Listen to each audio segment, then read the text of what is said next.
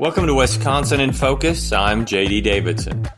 4 years ago, Facebook creator Mark Zuckerberg funneled millions of dollars into Wisconsin for election-related grants.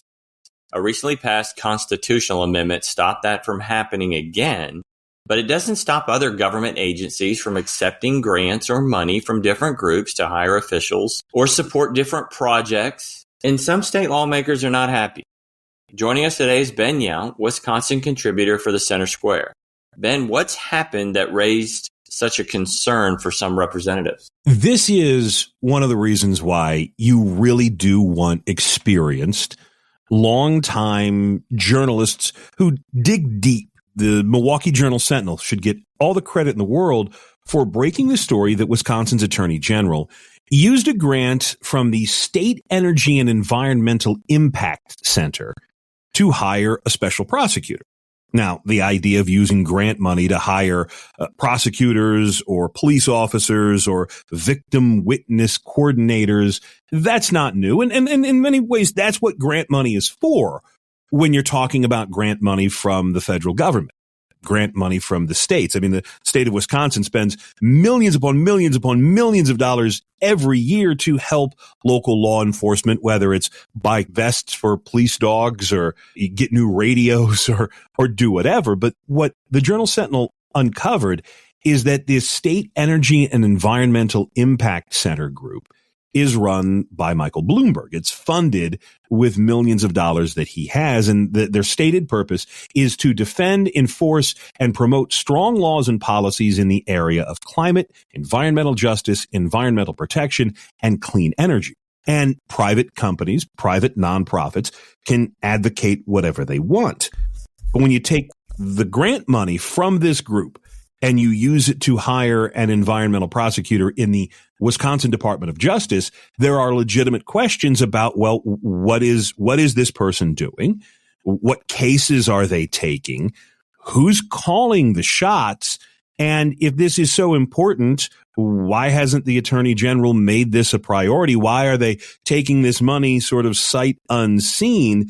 And why do we have to only hear about it once somebody uncovers it? Why is this not proudly proclaimed? Because Josh Kaul, our Democratic Attorney General, proudly proclaims almost every other partnership that he has, particularly for something as core to the Democratic priority list as environmental justice. And so, yeah, this is another one of these. All right, there's private grant money going into a government office with more than just a few strings attached, and now questions about who's actually deciding which environmental case we take or how seriously the Attorney General takes environmental cases as a whole. All of those questions you asked, I feel like are legitimate. It just seems on the surface as a bad look. It makes it seem worse if you don't tell anybody about it. This is one of these situations where you're right. Not being upfront makes it look like you're trying to cover something up. Also, there is a sense that no one would have supported this if it was a Koch brothers donation or if this was a donation from a pro-business advocacy center that said, well, hold on, let's balance out this environmental justice focus. And you know what? Maybe the big companies deserve some grace if that was the stated mission of an advocacy group and a Republican attorney general were taking money from that group to hire a special prosecutor. There would absolutely be questions. There would absolutely be outrage. Now, the attorney general says, look, the AG's office, and this was all through a spokesperson, said the AG's office takes environmental justice very seriously, and we're the ones in charge, and we don't need to be told what to do by anyone. But it's a situation of you took the money, and this is $90,000 a year for a prosecutor to only focus on environmental cases. And so, again, now, Jerry O'Connor, state rep from the Fond du Lac area, accused Kaul of putting this office, the Attorney General's office, up for sale to the highest bidder. And, you know, you and I have talked about Zuckerbucks for, I don't know, since 2021? Sure. Since we launched this podcast a couple of years ago. And this brings up specters of that idea that no one ever thought to make a law to say, hey, you can't take money from one side to go and prosecute. That's not the way that it works. You shouldn't be taking money from environmental activists to make sure that you're really serious about environmental crimes. But because the way Wisconsin is, and because this new view of many progressives is, well, it's not technically illegal, so I guess we can. Here we are once again talking about private grants, public offices, and just who's got what access and what that access really means for official policy. I like the point of, I'm not saying it's valuable or not valuable to have this position in the AG's office. I am saying if it is valuable, put it in the budget.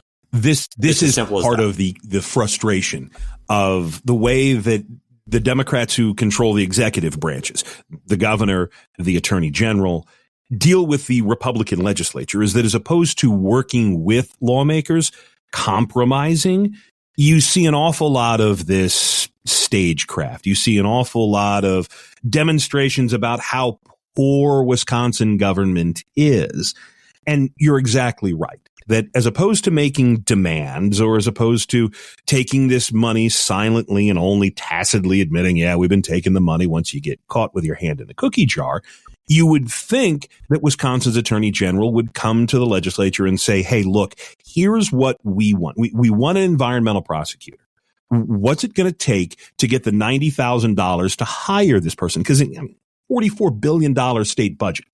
$90,000 is a rounding error on the fuel for the Wisconsin State Patrol. It's nothing.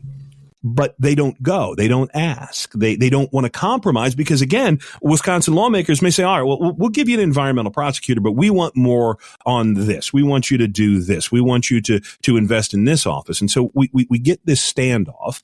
And yeah, when you have an adversarial relationship between the people who write the checks and the people who spend the checks, you end up getting this. And that's the overall frustrating point here, is that there's no reason for this to be cloak and dagger funding.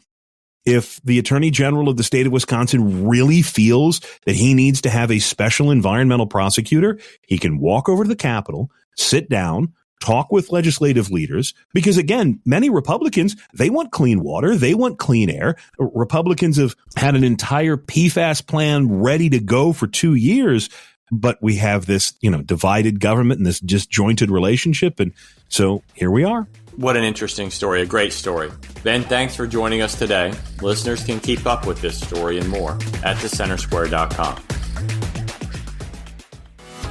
Are you tired of news that puts politics over people?